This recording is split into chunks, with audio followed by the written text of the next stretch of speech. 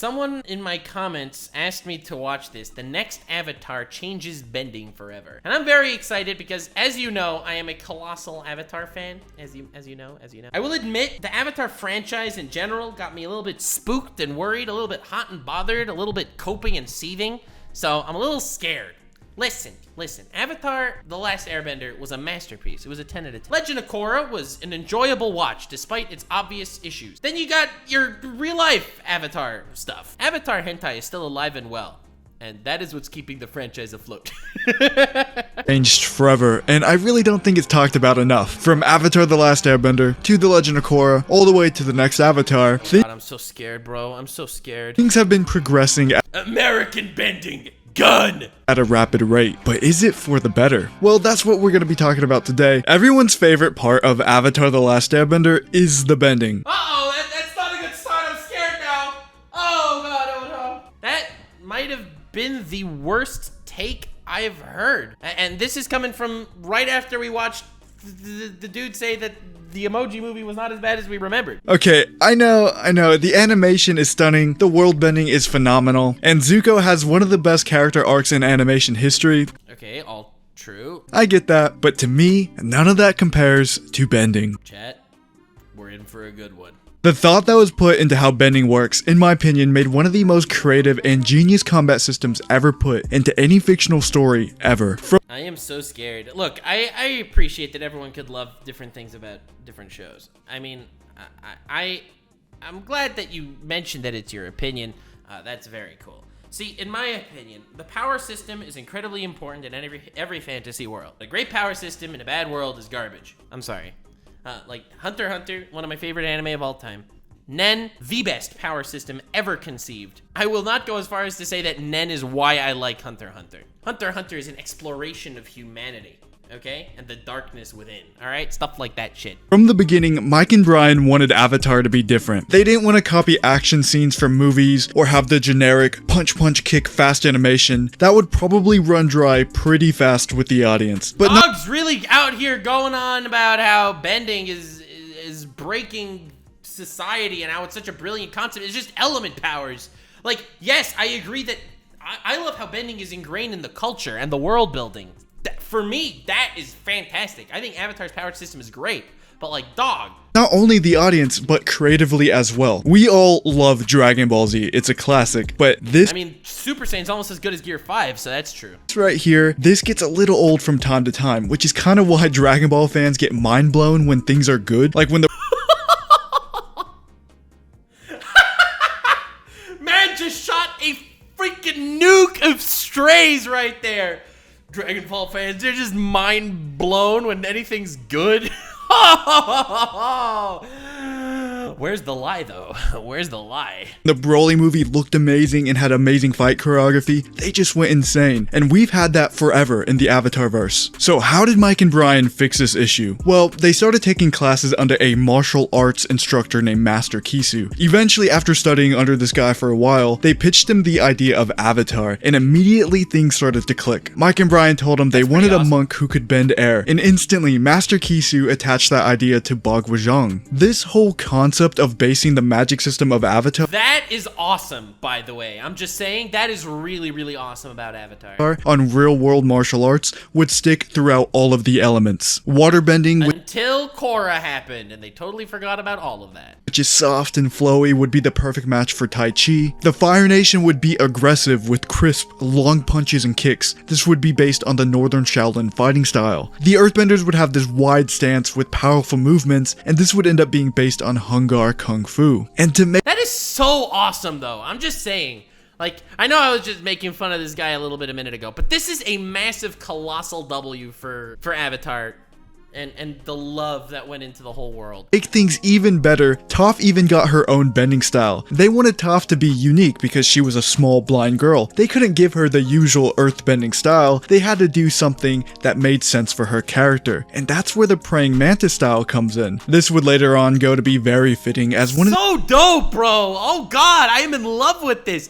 Dude, He just went I just made a complete 180 watching this video from being like, what is this man talking about, to, oh my god, what a freaking banger video. The ancient rumors surrounding this fighting style is that it was actually created by a blind woman. Now, all of this is What? That's awesome. Oh my god. amazing, but there's one problem. Avatar is a franchise and things need to move forward, things need to advance. If you're going to keep this real world Then korra happened and everything changed. aspect to the magic system, what makes the most sense to evolve it for their next series? And that's where modern styles of fighting come in. From the very start of The Legend of Korra, you could tell something had changed.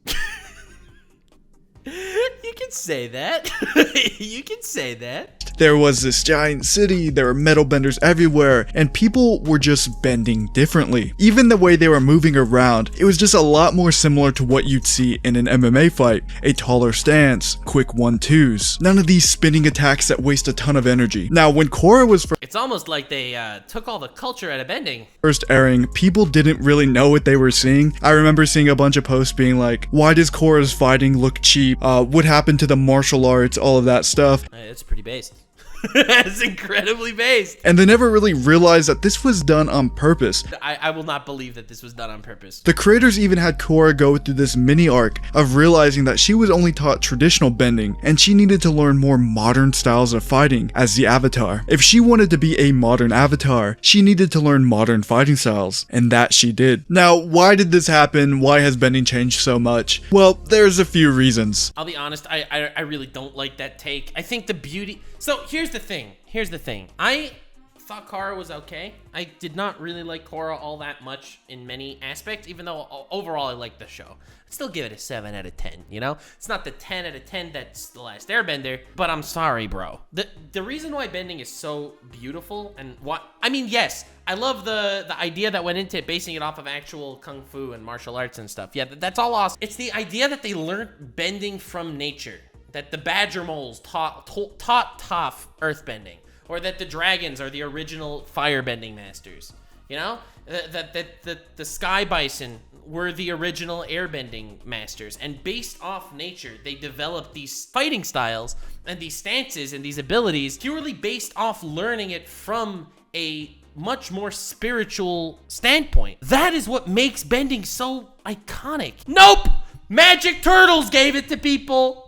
Thank you, Korra. Thank you, Korra Season 2. Yep, Magic Turtles just poof, now they can blow fire. I know that technically that is the canon, even in the world of The Last Airbender, but quite frankly, I am willing to accept The Last Airbender as a standalone, love it for what it actually is. I don't think you can actually show up and retcon great concepts in crappy sequels and make me suddenly forget the good things that happened in the past. Avatar: The Last Airbender was a fantastic magic system. And just because Korra kind of ruined it, it doesn't cheapen the entirety of what bending is. One of which, it just makes sense. I mean, just look at what happened in real life. You don't see these traditional martial artists competing at the highest level in any combat sport. And if they do, it's because they learn more modern styles of fighting to complement their traditional style, pretty much exactly like Korra did. But what's another reason? Republic City. This place is sort of like the capital of the Avatar world. Benders from all nations are welcome here. When you have earthbenders, waterbenders, firebenders, and even a couple of airbenders, techniques probably get passed around and shared with everyone. That I agree with. You see, there was that whole speech, but again, this harkens back to the original Avatar, The Last Airbender,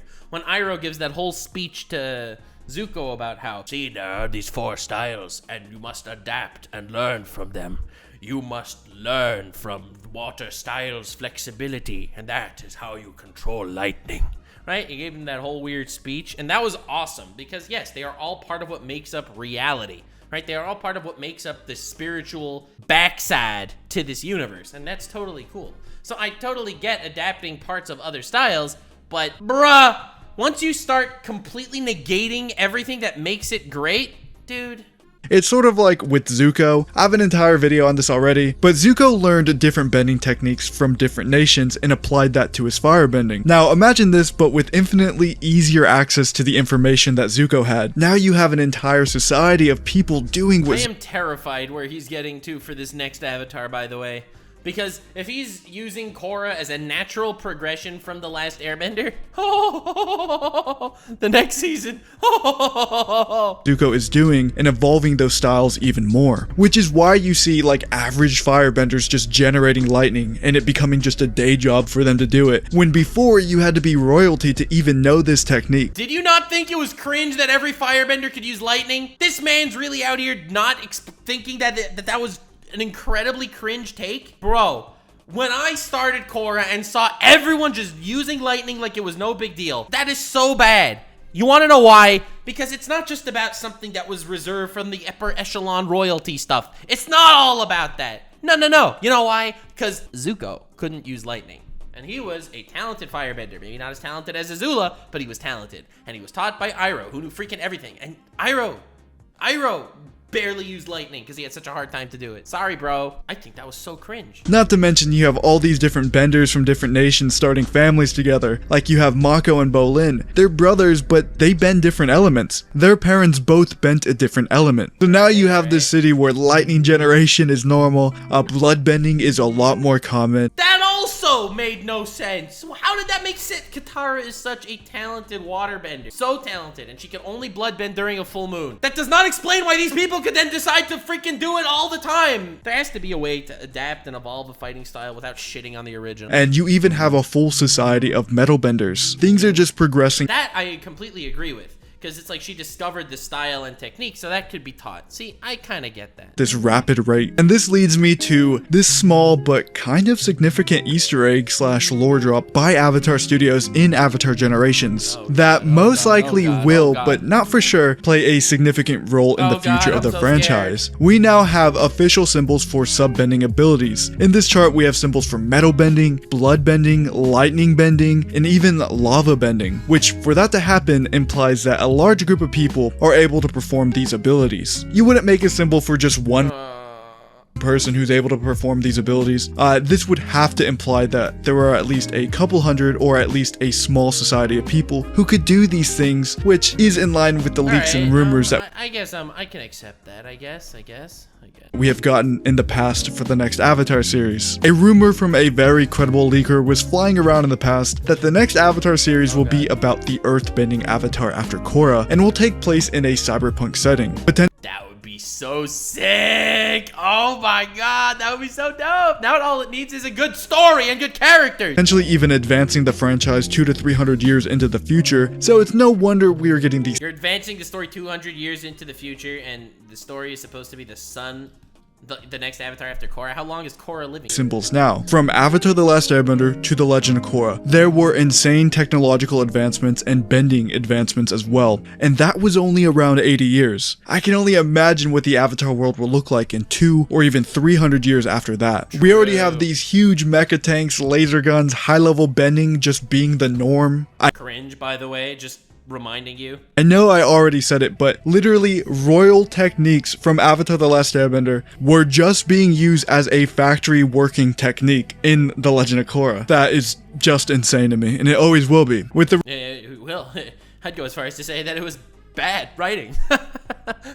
rumors stating to expect more Dragon Ball level fighting. The last thing Avatar needs is Dragon Ball level fighting. Flying airbenders. It's not crazy to think that I can accept. Republic City is going to become a dark place. It's a common theme in cyberpunk storytelling that a happy ending just isn't possible, or at least the ending can't be perfect. The world was separated in— Dude, if it is in a cyberpunk setting, I would love if it got the same love that cyberpunk edge runners got. I'm down for a cyberpunk Avatar. I would love to see them use these elements that form the world, right? These fire, earth, water, and air elements, all right? I want to see them use that in a cyberpunk setting.